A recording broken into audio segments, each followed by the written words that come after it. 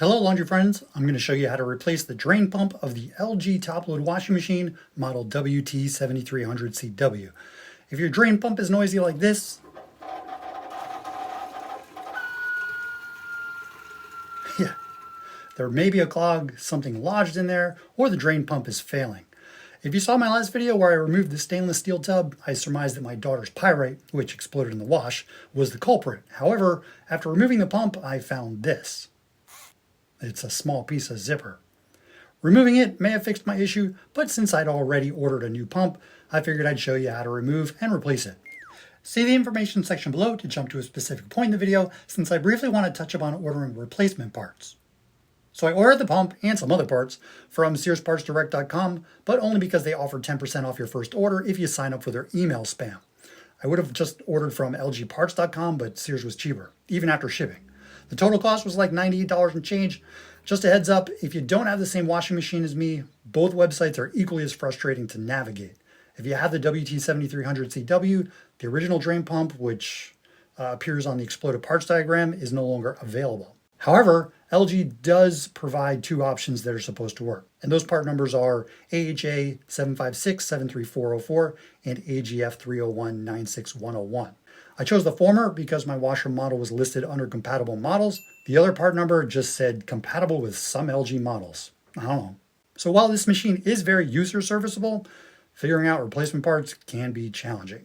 Here's a list of the tools and supplies I used, and while you have a look, just be aware that I'm not a qualified repair technician, just a DIYer who likes to save money.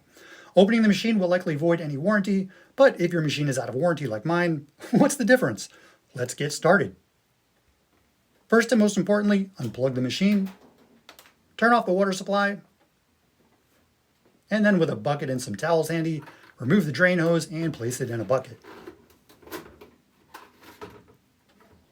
Slide the machine out if you can't get to the inlet valves in the back, and then disconnect the hot and cold water supply lines. There will be water in the hoses, so place them into the bucket as well. The next step, if you don't have access to the back of the machine, reposition it again, and then remove the 4 Phillips head screws that secure the back panel.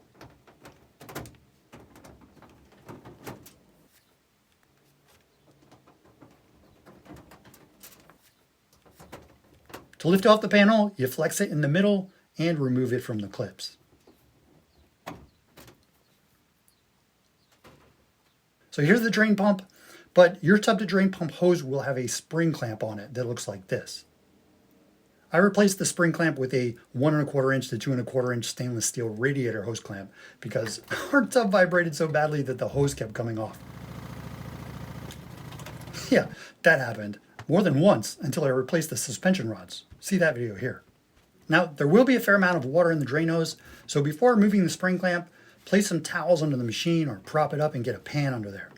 Once you have something to catch or absorb the water, you can remove the clamp and pull off the hose.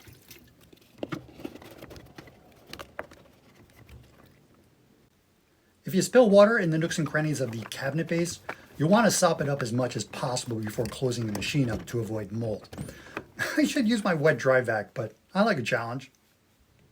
Next, using a Phillips head screwdriver, remove the screw to the drain hose connector, and it slides up and out after prying the top with a flathead screwdriver. There's also a clip at the bottom of the bracket that secures it to the machine, and you'll also need to unsnap it in half from itself. So again, pry at the top, then lift it up and out while kind of bending it in half vertically.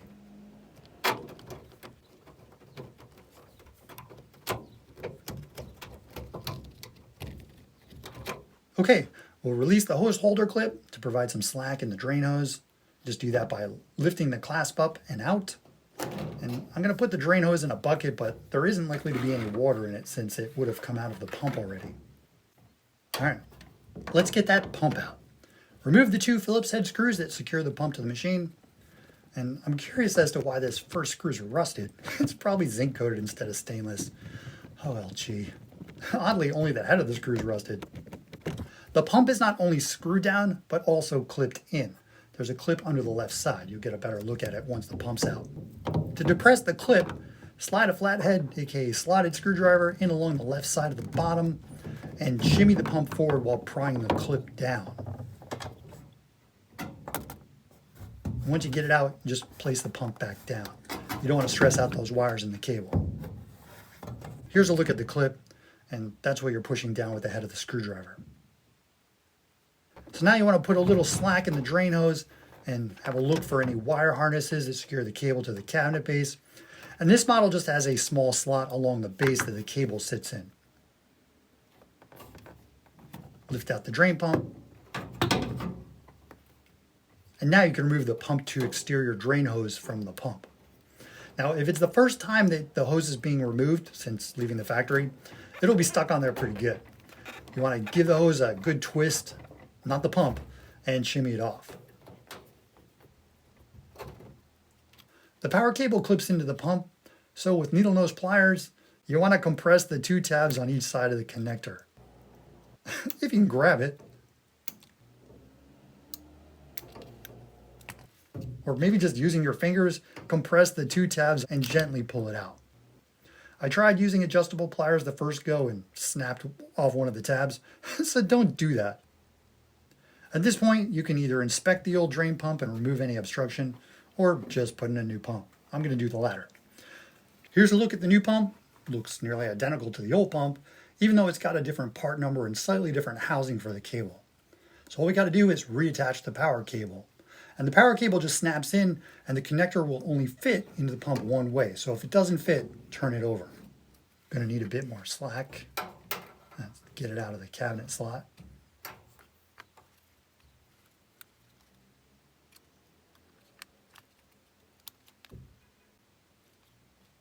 Get the wires back in there.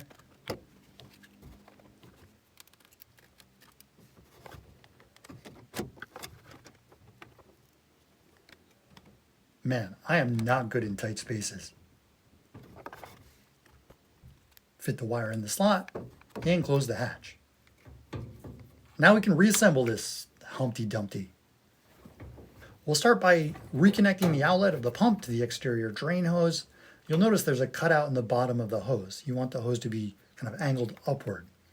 And this step may not be necessary, but I've cleaned up so many puddles over the years due to leaky hoses that I'm going to add a 1 1/4 to 2 1/4 inch stainless steel radiator hose clamp just in case. It'll be tightened up later. Now to get the pump back in, which is kind of like wrestling an alligator, you want the exterior drain hose pointing up, as I mentioned, and you'll need to balance slack in the cable and hose before sliding the pump back into place on that clip.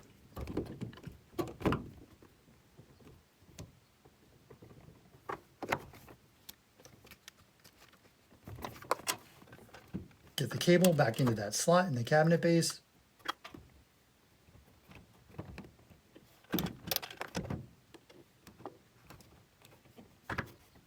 And now we can put the panhead screws back in, which secure the pump to the machine.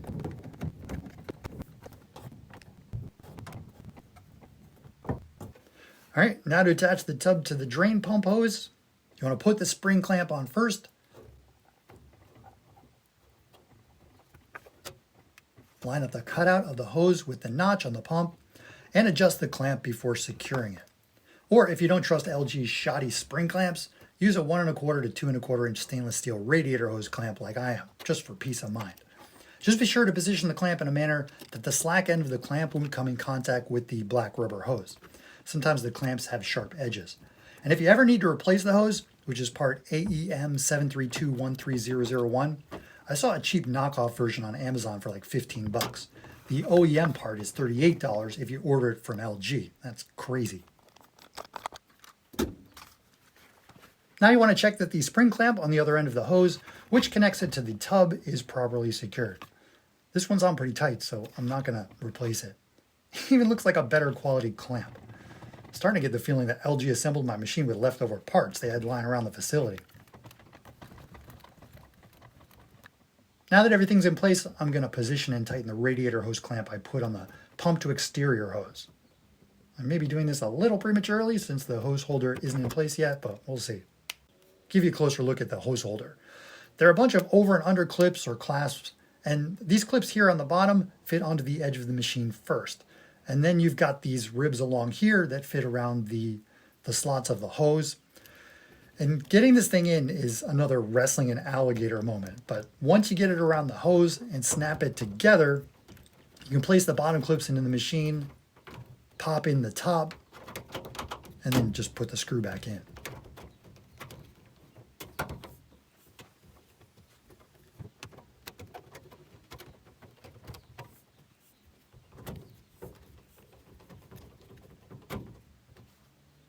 Reconnect the hose to the holder. And now we can replace the back panel. You want to place the panel in the clips along the bottom of the machine, flex it in the middle, and slide it in at the top. Then replace the 4 screws. You may have noticed the lower right corner of my panel is dented. Yeah, it's pretty soft. So make sure I should have mentioned before, you want to place it on a flat surface and not somewhere you might accidentally step on it. Reposition the machine if necessary, and then we're going to reconnect the hot and cold water supply lines. Now, if you haven't done so as part of your annual maintenance, now's a good time to remove the plastic inlet filters and clean them off, as well as the screens that are underneath them. This should be done at least every few years, depending on the quality of your water. If the screens get clogged, you may experience longer fill times. When connecting the supply lines, hand tighten them first, and then you can give them no more than 1/4 of a turn with adjustable pliers. If you over tighten and cross thread either of the inlet valves, they're going to drip, and then you're going to need to wrap them with plumber's tape. No fun. You'll need to use a lot of tape. Moving the machine back into its operating position, and once you've got it in place, you want to try to rock the machine back and forth and make any adjustments to the leveling legs if necessary. You don't want unbalanced load errors. Our basement floor isn't level anywhere. Once the machine is in place and it can't be rocked back and forth, I highly recommend using a level to check left to right, front to back for level, and you don't want to just eyeball it. Now we can reconnect and secure the drain hose.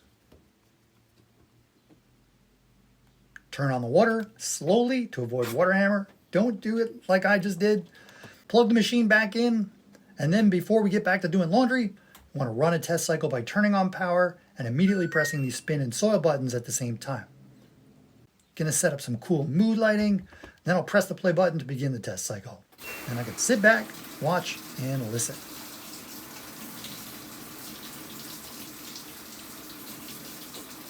I'm gonna fast forward to test 4 since that's where the drain pump kicks in.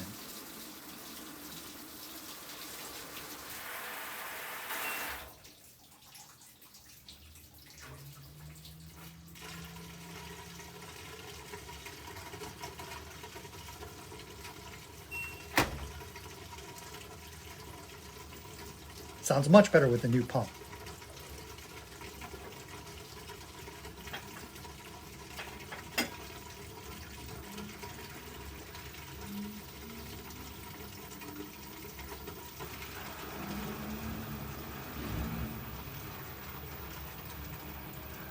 I do notice a little extra vibration in the tub and on the lid, but that should go away once I replace the suspension rods and dampers. That'll be my next video. I hope this information's been helpful. Like, subscribe, and please super thanks. And I would be remiss if I didn't recognize the super thanks patrons who made this video possible. Dan W., Alexis S., Annette L. I really appreciate your generosity. Thank you so much for supporting the channel. See you soon, laundry friends. Workshop dance party. Did you hit that subscribe button? Turn on the notifications bell? Of course you have, because you know that I try not to leave my subscribers hanging. If I've reviewed a product and subsequently had an issue with it, you know I'll try to post a follow-up with some solutions or at least give you some troubleshooting tips. All right, until next time.